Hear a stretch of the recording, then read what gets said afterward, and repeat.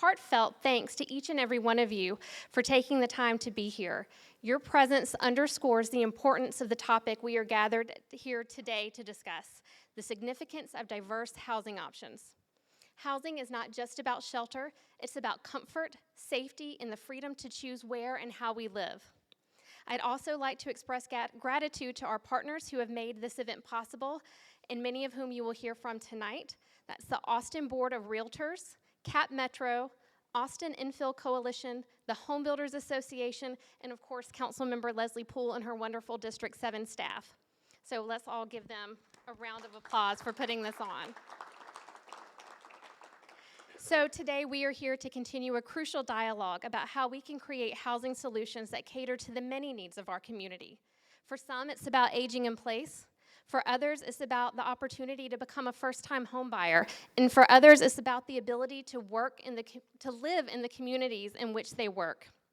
We have a lineup of distinguished speakers and experts who will share their insight and experiences with us, and I'm sure we'll have an engaging and enlightening discussion. So we'll get this important conversation started, and thank you for being here and your commitment to learning more about the Home Initiative and housing in Austin. So now I will introduce our moderator for tonight. Our moderator is Awais Azhar. He is a Community and Regional Planning PhD candidate and teaching assistant at the University of Texas at Austin School of Architecture. His research focuses on affordable housing, financialization, and tenant experiences. Awais is an affordable housing, land use, and transit advocate. He currently serves on the City of Austin Planning Commission, Project Connect Community Advisory Committee, Austin Economic Development Corporation Board, Housing Works Austin Advocacy Committee, Capital Metro Diversity, Equity, and Inclusion Committee, Community Advisory Group, and planning our community's leadership team. So I don't know how he has time to be here today, but we are grateful that you are with us. Thank you all.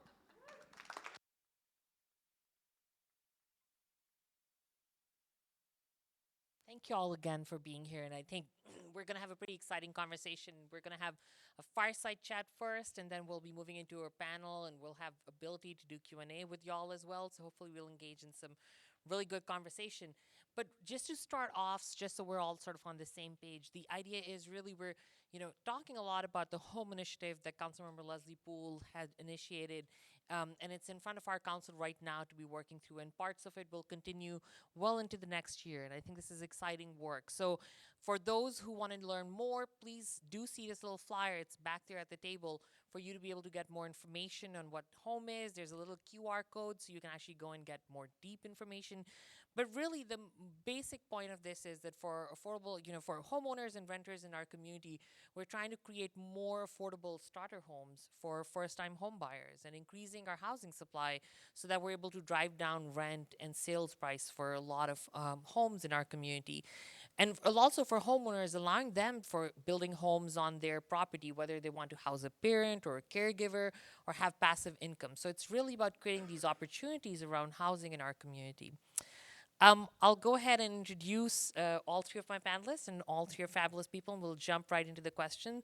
Of course, we have Councilmember Leslie Poole. She was elected in 2014 to represent District 7 in the Central City as part of the first single-member district council.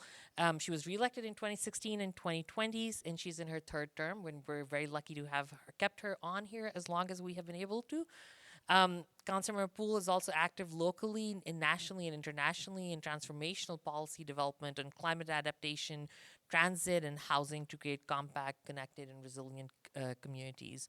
She currently serves as the vice chair of the Capital Metro Board of Directors, and in her dual role has sponsored key initiatives expanding Austin's transit map, funding new rail stations, a 32-mile bike and walking trail, and advocated for the successful passage of Project Connect, Austin's light rail project.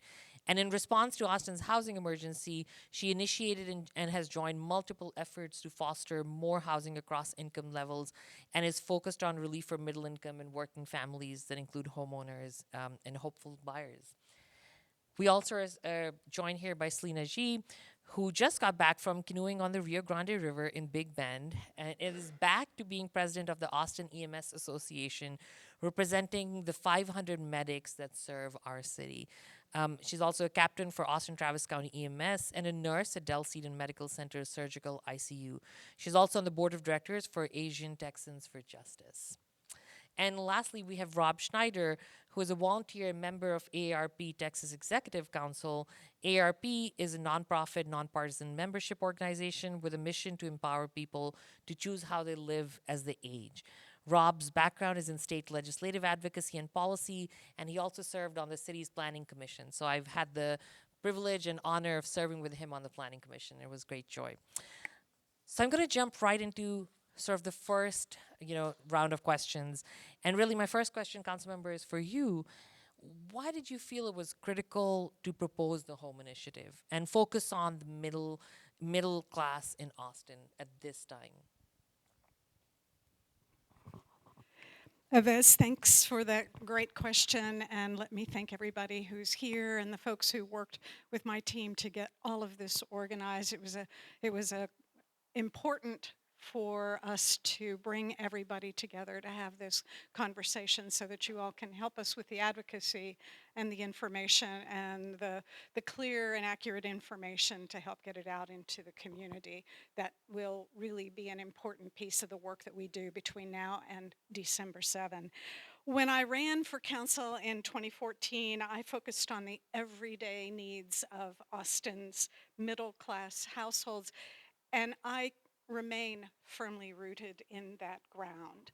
We have tried on the council, I've been on the council for 8.5, 9 years. We tried a lot of different things in order to lower the costs of rents and to make homes more affordable for people, attainable for people.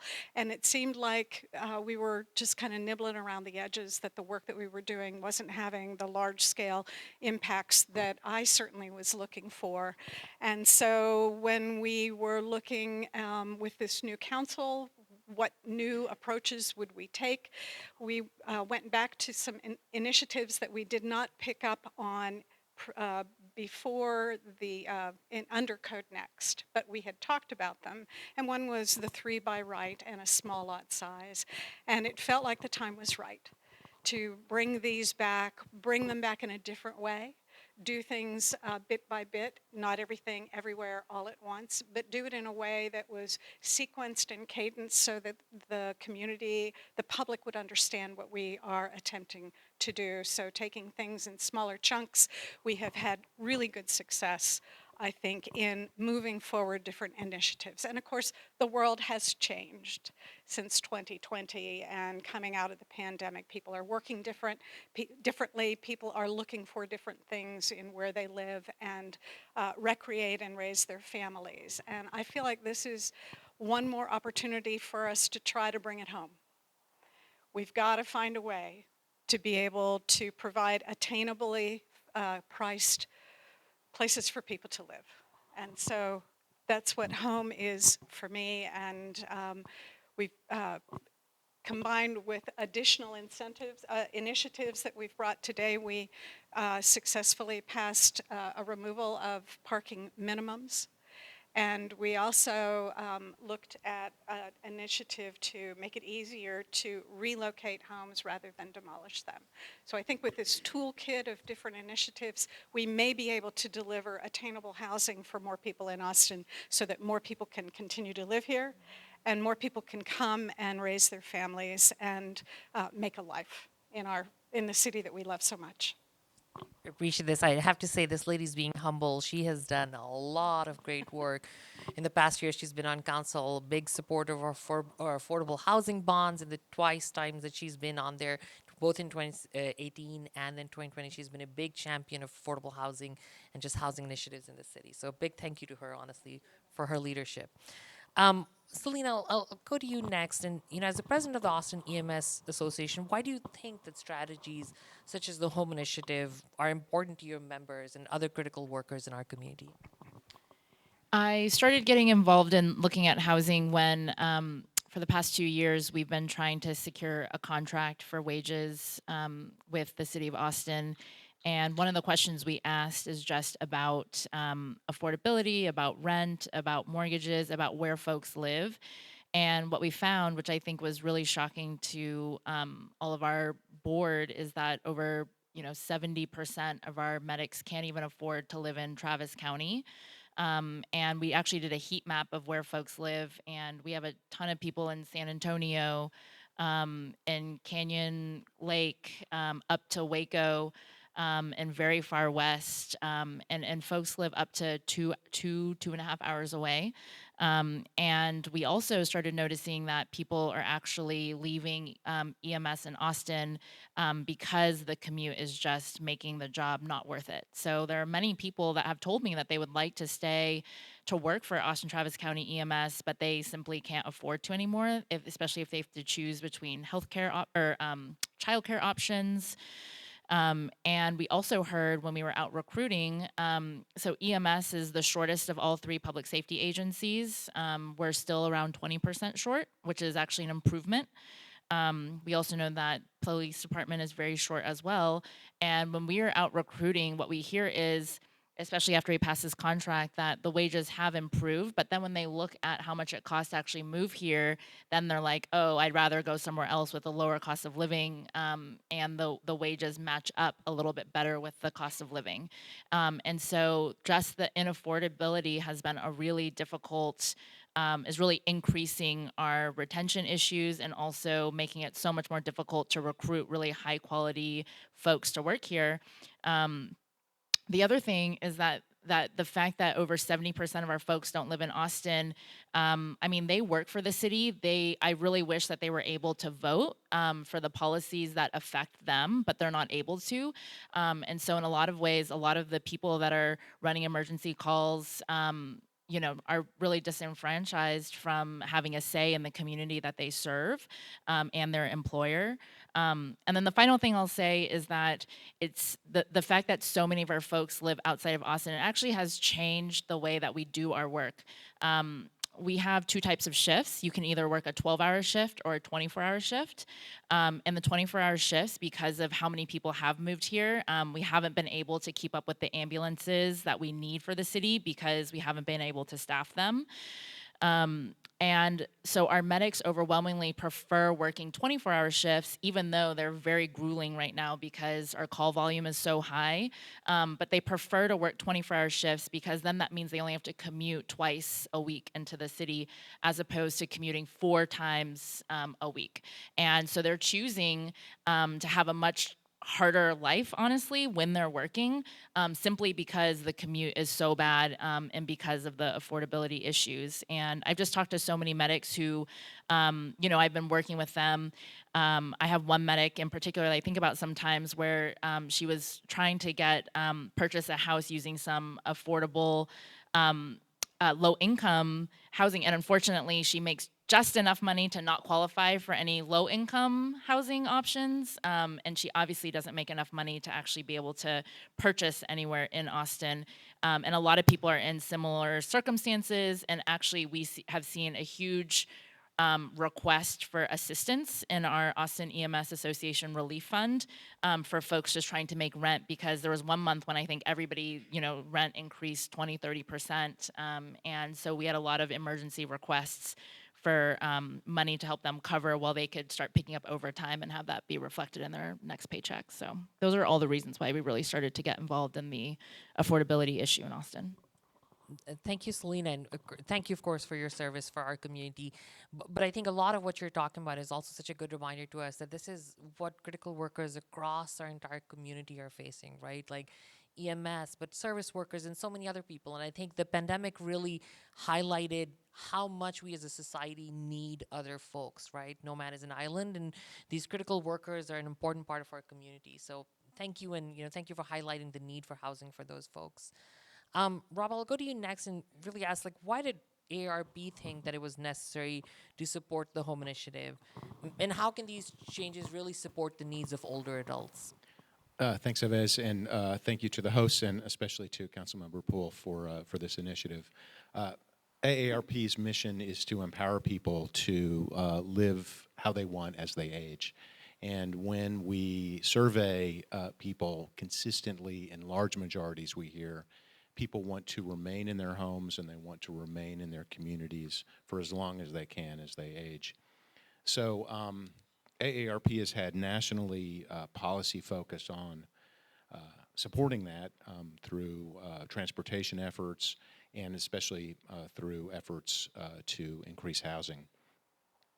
Options like what Councilmember Poole has proposed really provide additional ways for people to live in their homes as they age, whether that be they build an additional unit in their yard if they own their home, a tiny home, or move into an ADU.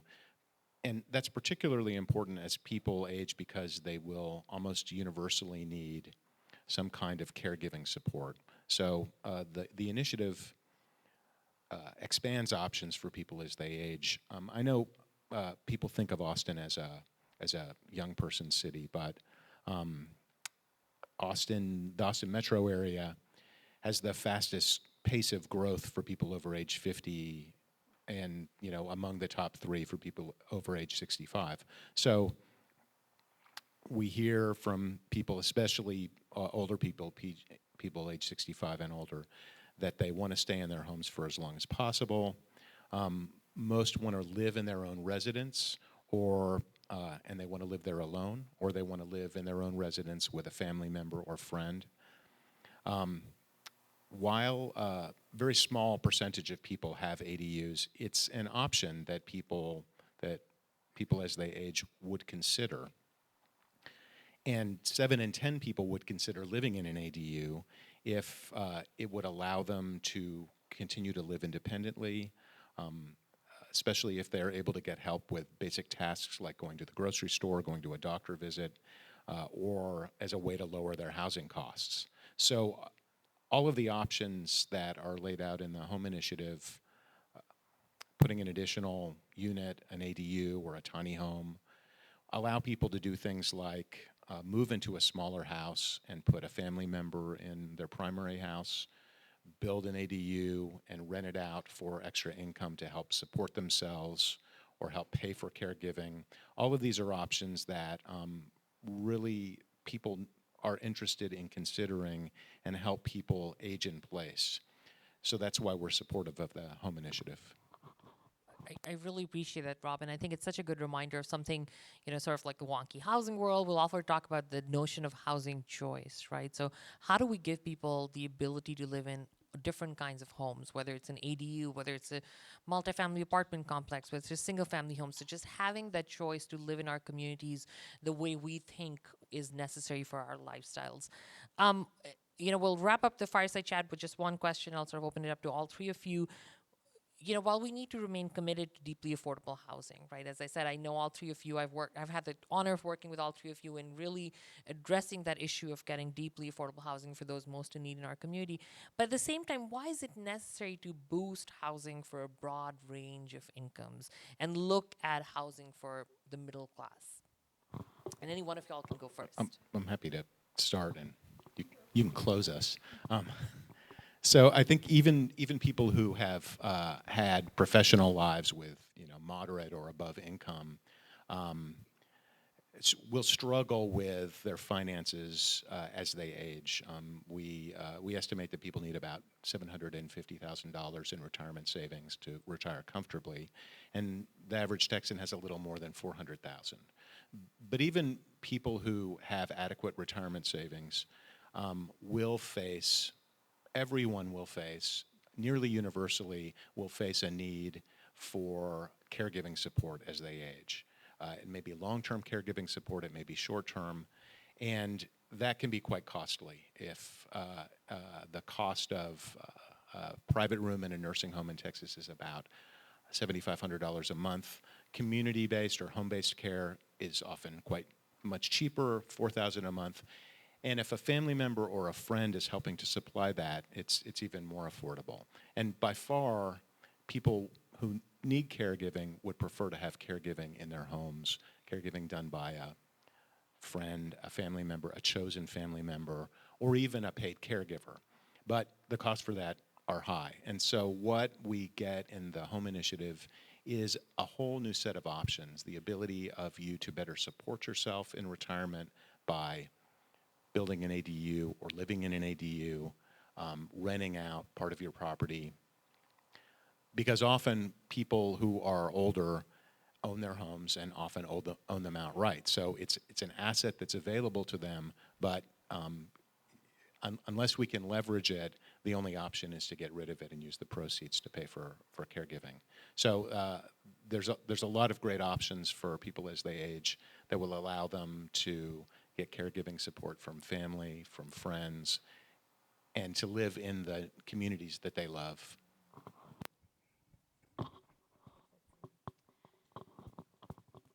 I totally agree that we need deeply affordable housing. I think a lot of the patients that we do see are on that edge, that are, living with family on a couch, and they're very close to being homeless, and, their family members about to be evicted, so they will also be homeless. So it's absolutely crucial in this community that we have deeply affordable housing. I think it's also crucial that the best way to help folks in the homelessness crisis is to not let people get into homelessness. And honestly, I have some medics that first, when they move here, they don't get a paycheck for multiple weeks, and they sleep in their cars too. And so I think a lot of aspects of the home initiatives, I think, would really benefit my medics throughout their lifespan working, because when a lot of folks move here, they do look for that, they do look to have multiple roommates in a large house. We have a lot of medics that share housing with a bunch of other medics. And then we also know that folks want to, build a family here. And I've had multiple people leave Austin because they just didn't think that it would be possible to raise a family here with how expensive housing is. And so for our really young folks that are, early 20s, to be able to live with many other people, to make housing as cheap as possible, and then to have starter homes, and then to graduate slowly, I just think is really important for all professionals. Like you said, I know that the teachers have tried to attack it with some bonds, and I know that a lot of professionals in our salary bracket are really struggling to think about the next steps, and not wanting to move away just because they can't afford to have a few kids in Austin.